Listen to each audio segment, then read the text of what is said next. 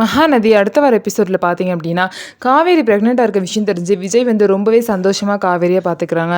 இந்த நேரத்தில் பார்த்து ராகினியோட அப்பா பார்த்தீங்க அப்படின்னா, திரும்ப வந்து அவங்க வாழ்க்கையில் வந்து ஒரு குழப்பத்தை கொண்டு வராங்க.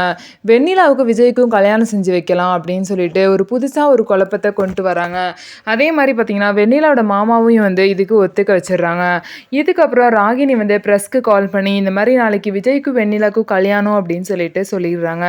இதை கேட்டு ப்ரெஸ்லேருந்து எல்லாரும் விஜய் வீட்டு முன்னாடி வந்து விஜய் கிட்ட இந்த மாதிரி உங்களுக்கும் வெண்ணிலாவுக்கும் நாளைக்கு வந்து கல்யாணமே அப்படின்னு எல்லாம் பேசிக்கிறாங்க. இதெல்லாம் உண்மையா? அது மட்டும் இல்லாமல் நீங்கள் வெண்ணிலாவோட லவ்வை வந்து அக்செப்ட் பண்ணிக்கிட்டீங்களா? அந்த பொண்ணு வந்து உங்களை வந்து கான்ட்ராக்ட் மேரேஜ் தான் 1 வருஷம் பண்ணாங்களா? அதனால தான் அவங்களே உங்களை விட்டு விலகி போயிட்டாங்களா அப்படின்னு சொல்லிட்டு தேவையில்லாத கொஸ்டின்லாம் விஜய் கிட்ட கேட்டுட்டு இருந்தாங்க. விஜய் பார்த்தீங்கன்னா எதுக்குமே பதில் சொல்ல முடியாமல் ரொம்பவே டென்ஷனில் இருந்தாங்க. யாரும் தேவையில்லாத கொஸ்டின்லாம் இங்கே கேட்க வேணாம். என்றைக்குமே காவேரி தான் என் பொண்டாட்டி, அது யாருனாலையும் மாற்ற முடியாது. அது மட்டும் இல்லாமல் என்னோட குழந்தை காவேரி வயித்துல வளருது அப்படின்னு சொல்லிட்டு உண்மையை போட்டு விஜய் உடைச்சிட்டாரு.